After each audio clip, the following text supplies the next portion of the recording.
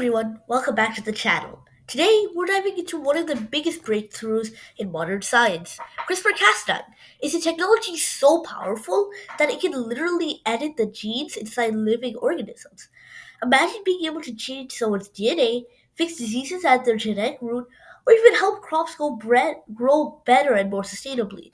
Sounds like science fiction, right? Well, now it's science fact, and it's already happening. But how does CRISPR actually work? What's its potential?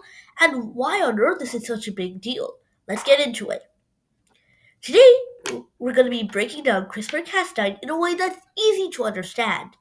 We'll go over the basics, the real world uses, the ethical issues it raises, and the future potential. So buckle up, it's going to be a fascinating ride through the world of gene editing. Before, before we dive into CRISPR, let's take a quick refresher on what DNA really is. DNA stands for deoxynucleic acid. Don't worry, you don't need to remember that name. Don't even I can pronounce it that well. Just know that it's a fundamental building block of life. It contains all the instructions necessary to build and manage a living organism. DNA is made of four basic chemical units called bases that pair in a very specific way. They're adenine, thymine, cytosine, and guanine. Think of these letters in a super complex alphabet. The order in which these letters are arranged creates a code, sort of like a set of instructions. Like if you're reading a cookbook, if you think about it, that tells the cells in your body how to function.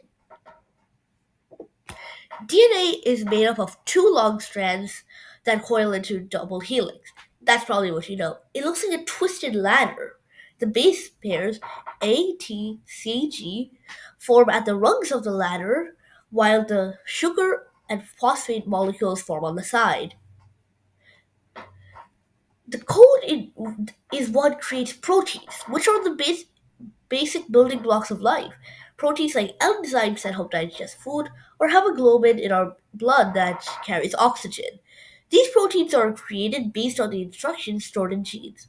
Genes are segments of DNA that act as blueprints on how protein should be made. But here's the catch, sometimes the instructions have mistakes.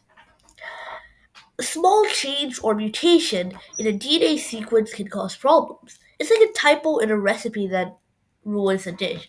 A single wrong letter in the DNA can cause serious genetic issues, like genetic disorders.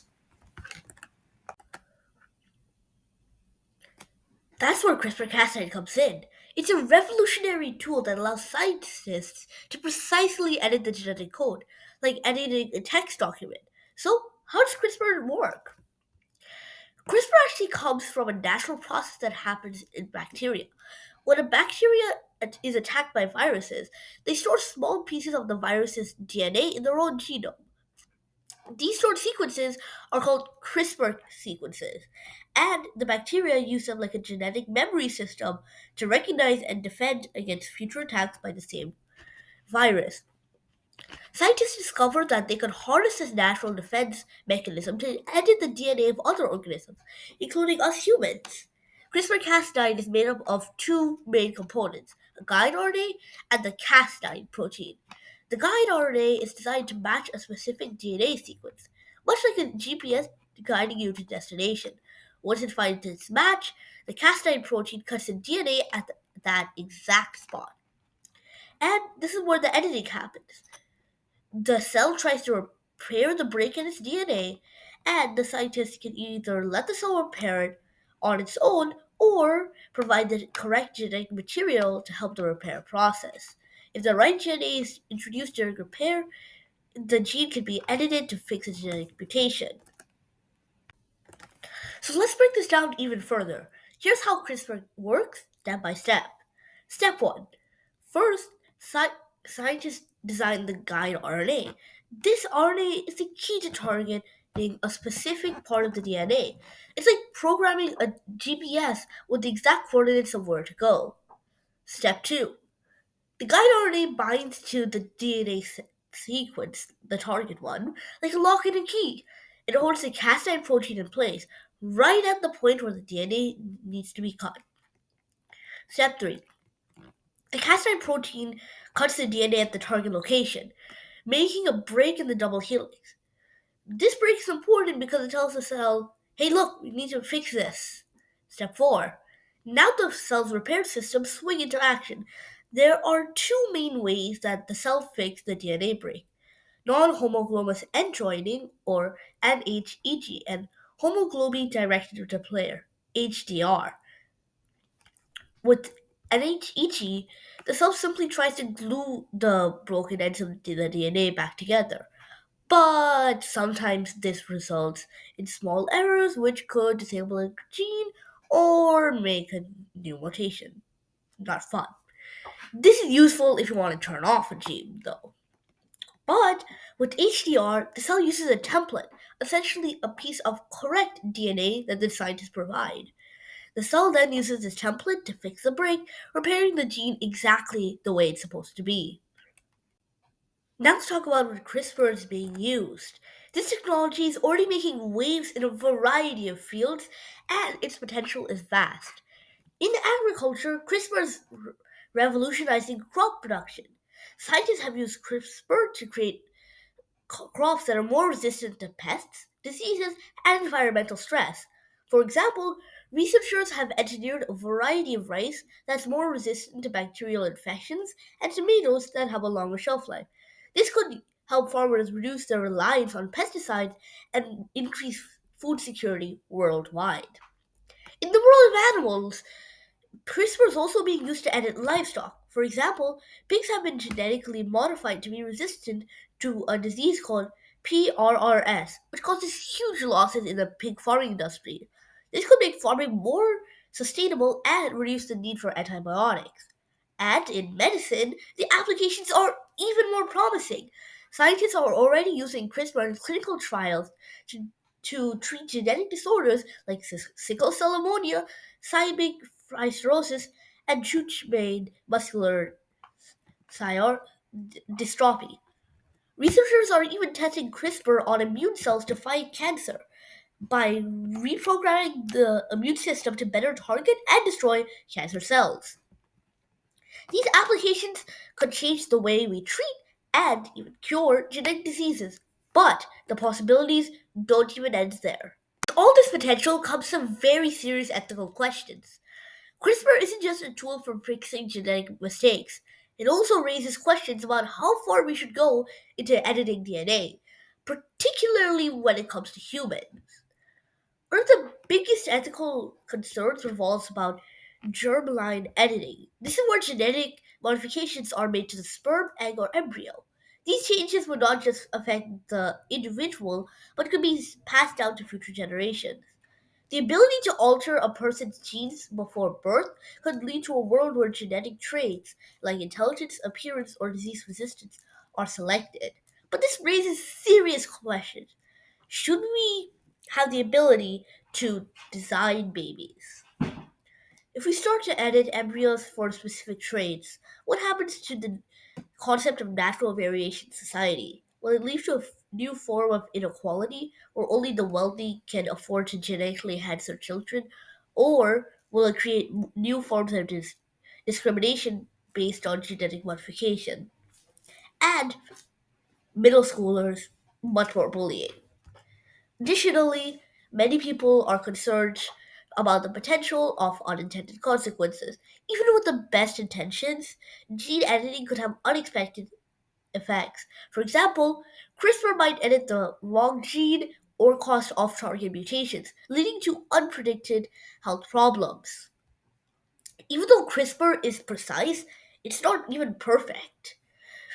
And with the ability to edit the human genome comes the responsibility to that the edits are safe, reversible, and transparent. That there's a real concern about the power that comes with being able to control the genetic makeup of future generations. So, what about the regulations? Many countries have already started thinking about how to govern these gene editing technologies. In some countries, germline editing is banned or tightly regulated, while others are a bit more open to exploring its potential under controlled circumstances. There are also debates about whether CRISPR should be used for human enhancement, like making people smarter, stronger, or healthier than what their genes would normally allow. The idea of using CRISPR for human enhancement pushes the boundaries of ethics even further. Who decides what traits are desirable? And should we even be trying to alter human evolution? So, where does CRISPR go from there? The future of gene editing is incredibly promising, but still important that we approach it with care and caution. One of the One of the most exciting possibilities is the potential to cure genetic diseases that was once thought incurable. Diseases like cyberfibrosis, sickle cell anemia, and more are all caused by specific mutations in DNA. With CRISPR, scientists are already testing gene therapies to aim to fix these mutations, potentially offering cures instead of just treatments. And while this is already happening in clinical trials, it could soon be a reality for millions of people.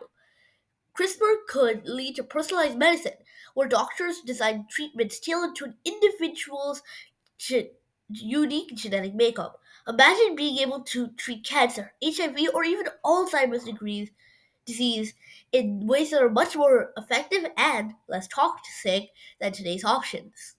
In agriculture, CRISPR could help us address the global food security. Scientists are already creating genetically modified crops that require fewer pesticides, grow faster, and can thrive in harsher climates. This could make food production much more sustainable and help solve the challenges posed by global population that's constantly growing and climate change. And in the And in the animal world, CRISPR is enabling researchers to study diseases and develop more treatments in animals more efficiently. In the future, we might even be able to protect endangered species by using CRISPR-Cas9 to improve their genetic diversity and help them adapt to changing environments. CRISPR has the potential to tackle environmental changes. For example, scientists are exploring ways to use CRISPR to clean up pollution or even reverse some of the damage caused by climate change. Imagine engineering bacteria that could break down plastic waste or designing crops that could absorb more CO2 from the atmosphere. But as exciting as the potential is, we also must tread carefully. We must ensure that we use CRISPR responsibly, ethically, and restrict oversight. It's crucial that this powerful tool is used to enhance life and not create harm. So, what's the bottom line? CRISPR-Cas9 is one of the most exciting breakthroughs in genetics in recent history. It has the power to fix genetic disorders, improve agriculture, and potentially reshape the future of medicine and science. But, like all powerful tools, it comes with risks and ethical challenges we must address carefully. As we move forward, it's up to us, scientists, policymakers, and society as a whole, to guide how CRISPR is used and ensure it's harnessed for the greater good.